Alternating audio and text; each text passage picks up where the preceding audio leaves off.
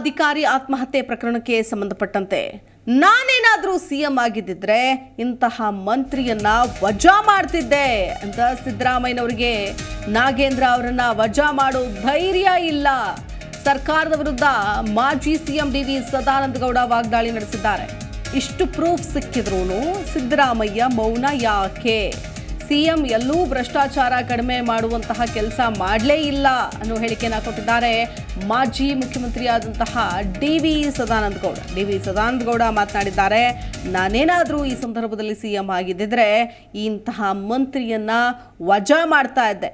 ಆದರೆ ಅಂತಹ ಧೈರ್ಯ ಸಿದ್ದರಾಮಯ್ಯನವರಿಗೆ ಇಲ್ಲ. ಯಾಕೆ ಅಂತ ಪ್ರಶ್ನೆ ಮಾಡಿದ್ದಾರೆ. ನೋಡಿ, ಇಷ್ಟೆಲ್ಲ ಪ್ರೂಫ್ ಸಿಕ್ಕಿದೆ, ಆದರೂ ಕೂಡ ಸಿದ್ದರಾಮಯ್ಯನವರು ಮೌನ ವಹಿಸ್ತಾ ಇದ್ದಾರೆ. ಈಗಾಗಲೇ ಈ ಪ್ರಕರಣಕ್ಕೆ ಸಂಬಂಧಪಟ್ಟಂತೆ ಸಚಿವ ನಾಗೇಂದ್ರ ಕೂಡ ಬಂದು ಸ್ಪಷ್ಟನೆ ಕೊಡ್ತಾರೆ. ನನ್ನ ಹೆಸರು ಎಲ್ಲೂ ಕೇಳಿಬಂದಿಲ್ಲ, ನಾನು ಈ ಆರೋಪದಲ್ಲಿ ಭಾಗಿಯಾಗಿಲ್ಲ, ಸೊ ಹಾಗಾಗಿ ನಾನು ರಾಜೀನಾಮೆ ಕೊಡೋ ಪ್ರಶ್ನೆನೇ ಇಲ್ಲ ಅಂತಿದ್ದಾರೆ. ಇನ್ನು ಸಿಎಂ ಸಿದ್ದರಾಮಯ್ಯನವರು ಕೂಡ ಇವರ ರಾಜೀನಾಮೆ ಪಡೆಯುವಂತಹ ಯಾವುದೇ ಕಸರತ್ತು ಮಾಡ್ತಾ ಇಲ್ಲ. ಯಾವ ಕಾರಣಕ್ಕೆ ಅನ್ನೋ ಪ್ರಶ್ನೆ ಇಲ್ಲಿ ಎದುರಾಗುತ್ತೆ. ಯಾಕಂತಂದ್ರೆ ಇಷ್ಟು ದೊಡ್ಡ ಹಗರಣ ಆಗಿದ್ರೂ ಕೂಡ ಇಲ್ಲಿ ಇವರು ರಾಜಾರೋಷವಾಗಿ ಆರಾಮಾಗಿದ್ದಾರೆ, ನಮ್ಮ ತಪ್ಪೇ ಇಲ್ಲ ಅಂತಿದ್ದಾರೆ. ಯಾಕಂದ್ರೆ ಅವರು ಡೆತ್ ನೋಟಲ್ಲಿ ಬಹಳ ಸ್ಪಷ್ಟವಾಗಿ ಬರೆದಿದ್ದಾರೆ. ಅದು ಏನು ಅಂತಂದ್ರೆ ಇಲ್ಲಿ ಸಚಿವರ ಮೌಖಿಕ ಆದೇಶದ ಮೇರೆಗೆ ಅಂತೇಳಿ. ಸೊ ಇಷ್ಟಿದ್ರೂ ಕೂಡ ಈಗ ಇವರನ್ನು ಅರೆಸ್ಟ್ ಮಾಡುವಂತಹ ಕೆಲಸ ಯಾಕೆ ಆಗ್ತಿಲ್ಲ? ಕೇವಲ ಅಧಿಕಾರಿಗಳ ತಲೆದಂಡ ಆಗ್ತಾ ಇದೆ ಅಷ್ಟೇ ಹೊರತು ಸಚಿವರುಗಳನ್ನ ವಶಕ್ಕೆ ಪಡೆದು ವಿಚಾರಣೆಯನ್ನ ಮಾಡುವಂತಹ ಕೆಲಸ ಮಾಡ್ತಾ ಇಲ್ವಾ? ಯಾಕೆ? ಅಥವಾ ಸರ್ಕಾರ ಕೂಡ ಸಚಿವರ ರಾಜೀನಾಮೆಯನ್ನ ತೆಗೆದುಕೊಳ್ಳದೆ ಮೌನ ವಹಿಸಿರೋದು ಯಾಕೆ ಅನ್ನೋ ಪ್ರಶ್ನೆಯನ್ನ ಹಾಕಿದ್ದಾರೆ ಮಾಜಿ ಮುಖ್ಯಮಂತ್ರಿ ಡಿ ವಿ ಸದಾನಂದ ಗೌಡ. ಈ ಪ್ರಕರಣಕ್ಕೆ ಸಂಬಂಧಪಟ್ಟಂತೆ ಮಾತನಾಡಿ ಸಿಎಂ ಸಿದ್ದರಾಮಯ್ಯನವರಿಗೆ ಪ್ರಶ್ನೆಯನ್ನ ಕೇಳಿದ್ದಾರೆ. ನಾನೇನಾದರೂ ಸಿಎಂ ಆಗಿದ್ರೆ ಇಂತಹ ಮಂತ್ರಿಯನ್ನ ವಜಾ ಮಾಡ್ತಿದ್ದೆ, ಆದರೆ ಸಿದ್ದರಾಮಯ್ಯನವ್ರಿಗೆ ಆ ಧೈರ್ಯ ಇಲ್ಲ. ಆದರೆ ಈ ಪ್ರಕರಣಕ್ಕೆ ಎಲ್ಲಾ ಪ್ರೂಫ್ ಇದ್ರೂ ಮೌನ ತಾಳಿದ್ದಾರೆ. ಯಾಕೆ ಅನ್ನೋ ಪ್ರಶ್ನೆ ಹಾಕಿದ್ದಾರೆ D V Sadananda Gowda.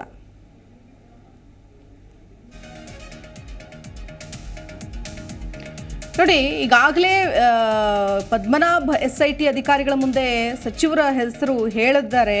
B Nagendra ಅವರು ರಾಜೀನಾಮೆ ನೀಡೋದೇನೋ ನಿಶ್ಚಿತ, ಆದರೆ ಇನ್ನೂ ಅವರು ಹೆಸರು ಹೇಳಿಲ್ಲ ಅಂತ ಹೇಳ್ತಾ ಇದ್ದಾರೆ ಅಂತ ಹೇಳಲಾಗುತ್ತೆ. ಸೊ ಹಾಗಾಗಿ ಅವರೇನಾದರೂ ಬಂದು ನಾಗೇಂದ್ರ ಅವರ ಹೆಸರು ಹೇಳಿದ್ರೆ ಅವರೇನಾದರೂ ಕ್ರಮ ತೆಗೆದುಕೊಳ್ಳೋ ಸಾಧ್ಯತೆ ಇದೆ. ಈಗಾಗಲೇ ಅವ್ರ ಪಾತ್ರ ಇಲ್ಲ ಅನ್ನುವಂತಹ ಹೇಳಿಕೆಯನ್ನು ಕೂಡ ಕೊಟ್ಟಿರೋದ್ರಿಂದ ಬಹುಶಃ ನಾಗೇಂದ್ರ ಅವರು ಬಹಳ ಸೇಫ್ ಆಗಿರ್ತಾರಾ ಅನ್ನೋ ಪ್ರಶ್ನೆ ಈಗ ಎದುರಾಗ್ತಾ ಇದೆ. ಸೊ ಇದೇ ನಿಟ್ಟಿನಲ್ಲಿ ಈಗ ವಿಪಕ್ಷಗಳಿಗೂ ಕೂಡ ಇದು ಆಹಾರ ಆಗಿದೆ ಈ ಪ್ರಕರಣ.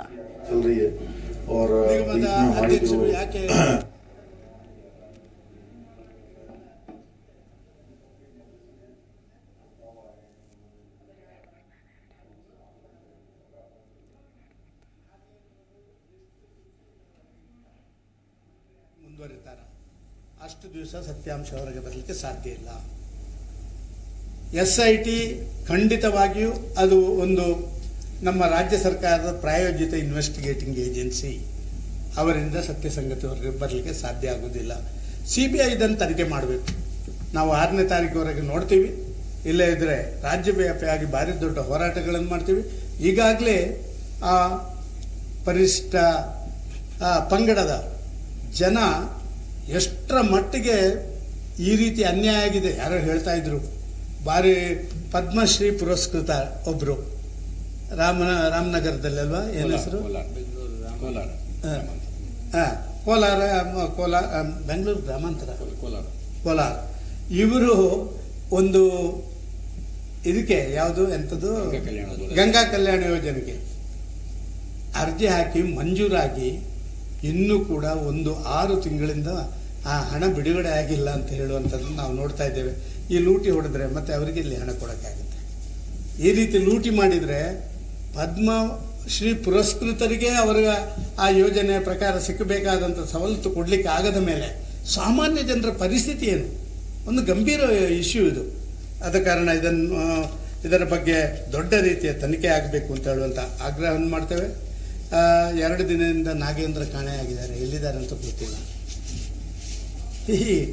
ಆಗಾಗ ಯಾರೆಲ್ಲ ಈ ರೀತಿ ಮಾಡ್ತಾರ ಅವರೆಲ್ಲ ಕಾಣೆ ಆಗುವಂಥದ್ದನ್ನು ನಾವು ನೋಡ್ತಾ ಇದ್ದೀವಿ. ಆದ ಕಾರಣ ಕಾಣೆ ಆಗಿದ್ದಾರೋ ಅಥವಾ ಕಾಣೆ ಆಗುವಂತೆ ನಮ್ಮ ಮುಖ್ಯಮಂತ್ರಿಗಳು ನಿರ್ದೇಶನ ನೀಡಿದ್ದಾರೋ ಇದರ ಬಗ್ಗೆ ಕೂಡ ಮುಖ್ಯಮಂತ್ರಿಯವರು ಹೇಳುವಂಥ ಅವಶ್ಯಕತೆ ಇದೆ ಅಂತ ನಾನು ಭಾವಿಸ್ತಾ ಇದ್ದೇನೆ. ಇವತ್ತು ಯೂನಿಯನ್ ಬ್ಯಾಂಕಿನವರು ಕೇಳಿದ್ದಾರೆ CBIಗೆ ವರ್ಗಾವಣೆ ಮಾಡಿ. CBIಗೆ ವರ್ಗಾವಣೆ ಮಾಡಿ ನಮ್ಮ ಅಧಿಕಾರಿಗಳ ಮೇಲೆ ಒಂದು ಆರೋಪಗಳನ್ನು ಮಾಡ್ತಾ ಇದ್ದಾರೆ. ನಮ್ಮ ಅಧಿಕಾರಿಗಳು ಯಾವ ರೀತಿಯಲ್ಲೂ ತಪ್ಪು ಮಾಡಿಲ್ಲ, ಆದ ಕಾರಣ ನಾವೊಂದು ಬ್ಯಾಂಕಿನವರು ನಮ್ಮ ಮೇಲೆ ಈ ರೀತಿ ಆರೋಪವನ್ನು ಮಾಡುವಂಥ ಪರಿಸ್ಥಿತಿ ನಿರ್ಮಾಣ ಆದಾಗ CBI ತನಿಖೆ ಮಾಡಿ ಅಂತ ಹೇಳಿದ್ದಾರೆ. ಮುಖ್ಯಮಂತ್ರಿಯವರು ಇದನ್ನಾದರೂ ಒಂದು ಗಂಭೀರವಾಗಿ ಪರಿಗಣಿಸಬೇಕು ಅಂತ ಹೇಳುವಂಥ ಆಗ್ರಹವನ್ನು ನಾವು ಮಾಡ್ತಾ ಇದ್ದೇವೆ. ಈ ರೀತಿ ಪರಿಷ್ಠ ಪಂಗಡದವರಿಗೆ ಮಾಡಿದಂಥ ಈ ಒಂದು ದೊಡ್ಡ ಅನ್ಯಾಯ, ಇದರ ವಿರುದ್ಧ ರಾಜ್ಯವ್ಯಾಪಿ ಹೋರಾಟವನ್ನು ಮಾಡಬೇಕು ಅಂತ ನಿಶ್ಚಯ ಮಾಡಿದ್ದೇವೆ. 6ನೇ ತಾರೀಕಿನ ನಂತರ ನಮ್ಮ ರಾಜ್ಯದ ಅಧ್ಯಕ್ಷರು ಮತ್ತು ನಮ್ಮ ನಿಗಮದ ನಮ್ಮ ಮೋರ್ಚಾದ ಅಧ್ಯಕ್ಷರು ಎಲ್ಲರೂ ಸೇರಿಕೊಂಡು ಇದಕ್ಕೆ ಬೇಕಾದ ಪ್ಲಾನ್ ಆಫ್ ಆ್ಯಕ್ಷನ್ ಮಾಡಬೇಕು ಅಂತ ನಿಶ್ಚಯವನ್ನು ಮಾಡಿ.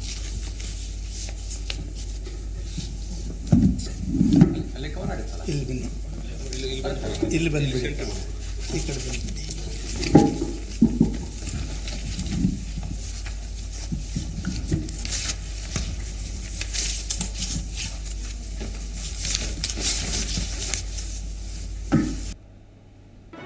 ಜಿ ಕನ್ನಡ ನ್ಯೂಸ್ ಈಗ ನಿಮ್ಮ ಮನೆಯಲ್ಲೇ ನೋಡಿ. ಎಲ್ಲ ಕೇಬಲ್ಗಳಲ್ಲಿ ಈಗ ಲಭ್ಯ. Sun direct 292, Jio TV 1334, U digital 162, city cable 51, GTPL 17, Abhishek cables 821, Rockline telecommunication 51, Shri Basaveshwara number 60, Vinayaka digital number 53, in digital number 896ರಲ್ಲಿ.